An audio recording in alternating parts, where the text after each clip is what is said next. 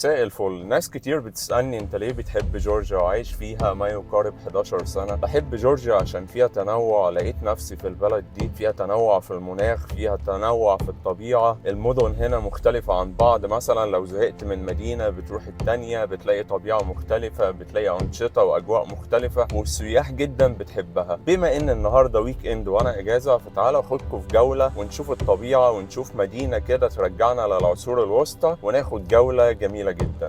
يلا بينا. طبعا زي ما انتم عارفين لسه خارج من عملية، شلت المرارة وعملت عملية فتاء قربي، فالموضوع شوية صعب بالنسبة للحزام، وبقالي كتير ما بتحركش بالعربية وكده. لما بحب اروح الشغل بتاعي بروح بالمترو، بس يلا نروح النهاردة بالعربية عشان هنتحرك 20 كيلو من تبليسي. المكان قريب جدا والمكان جميل وهتتبسطوا جدا.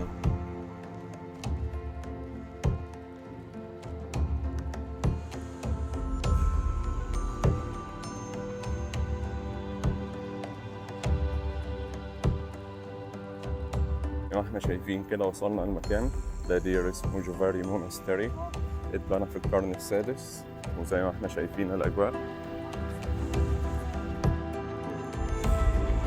واللي قدامنا دي مدينة متسخيتا والتقاء النهرين، تلاقوا هنا لون وهنا لون.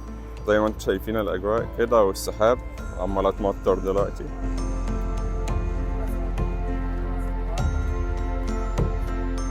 الأجواء كده زي ما انتم شايفين، وهندخل الدير ونشوف دير أثري.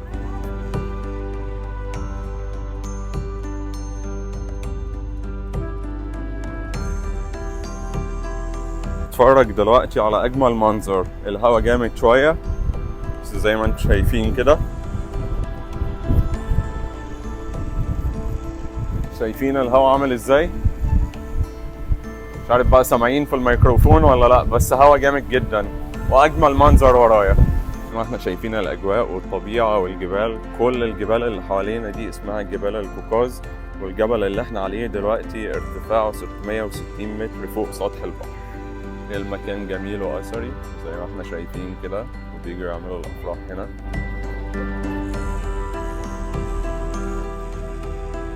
وسياح من كل مكان.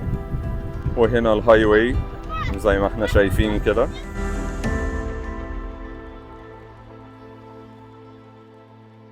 نتحرك بقى من هنا ونروح مدينة متسخيتا ونشوف أجواء العصور الوسطى عاملة ازاي. يلا بينا. زورنا المكان، طبيعة، جمال، آثار.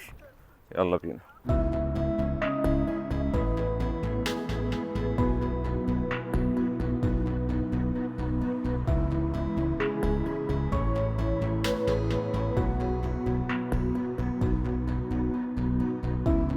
زي ما احنا شايفين كده جمال مدينة متسخيتا، هنشوفها دلوقتي وهنصور كل حاجة فيها. مدينة جميلة جدا، رايقة، والأجواء فيها عالمية.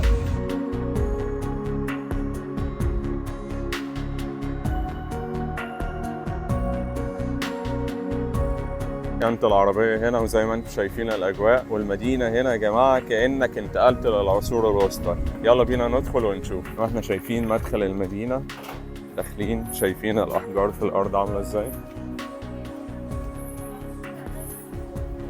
زي ما احنا شايفين كده أجواء المدينة. وهنا بيبيعوا مشغولات يدوية بس بيقفلوا الساعة 7 دلوقتي.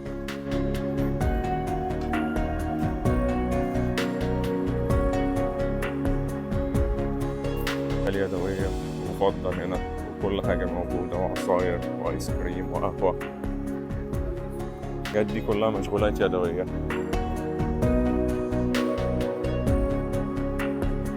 لما تدخل هنا تحس ان انت اتنقلت للعصور الوسطى. الشوارع، البيوت، المباني، كل حاجة. احنا شايفين كده كنيسة قديمة عريقة، والجدار اللي حوالين الكنيسة كمان.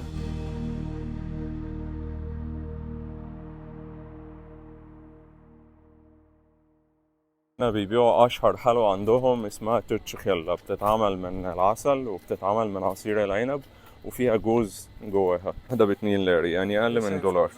جبت دي كمان ب10 لاري، جوز هند وعسل ومكسرات. خدنا القهوة بتاعتنا تيك أواي والحلويات الجورجية الجميلة. الاتنين دول من الآخر. نجرب بقى دي. جامدة جدا. ودي ما احنا شايفين جمال المدينة هنا، وفي أحصنة كمان. يعني بص الأجواء من الآخر. في جورجيا بقى هنا أليفة جدا، ما بتعملش أي حاجة، عشان الناس بتقول في كلاب كتير في جورجيا، كلاب كتير في جورجيا زي ما انتوا شايفين كده، ما بيعملوش أي حاجة. نستمتع بقى بالأجواء وبالطبيعة وبالجبال والمباني الجميلة والعصور الوسطى اللي احنا ماشيين فيها. الأجواء الصراحة في المدينة هنا في متسخيتا أجواء عالمية ملهاش حل تاني. انتوا شايفين كده جيفاري مونستري اللي فوق الجبل، احنا كنا فوق من شوية ونزلنا هنا المدينة عشان نغطي الأجواء والفعاليات اللي موجودة في المدينة ونشوف الطبيعة وكل حاجة. مدينة متسخيتا اللي احنا فيها دلوقتي كانت عاصمة جورجيا سابقا، وفي كاتدرائية هنا اسمها سفيتي تسخفيلي اتبنت في القرن العاشر الميلادي. زي ما احنا شايفين الأجواء حاجة كده من الآخر. السياح جايين من كل مكان، مدينة سياحية من الطراز الأول. خلونا نتمشى مع بعض ونشوف الأجواء الجميلة في مدينة متسخيتا هنا عاملة ازاي. معظم البيوت في متسخيتا هتلاقيهم زارعين اللي هو الرمان زي ما احنا شايفين كده.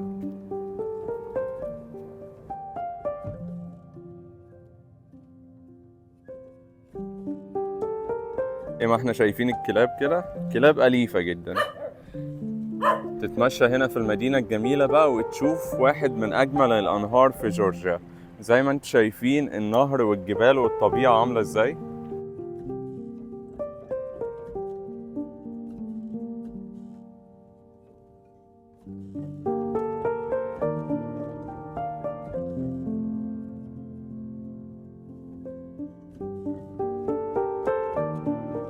المية من هنا بتطلع ساقعة جدا زي ما احنا شايفين الجمال كده.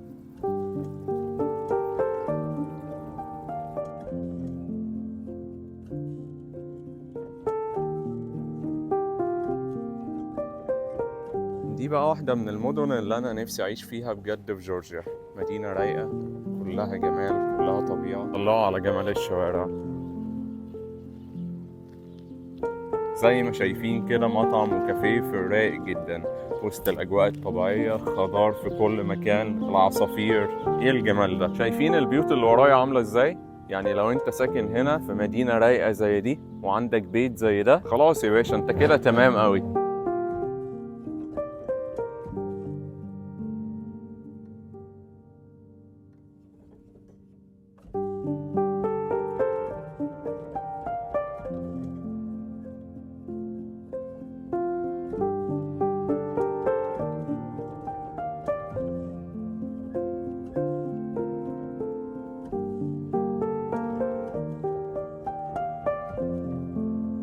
كده خلصنا يوم النهاردة. لو عجبك الفيديو ما تنساش تعمل لايك. سلام.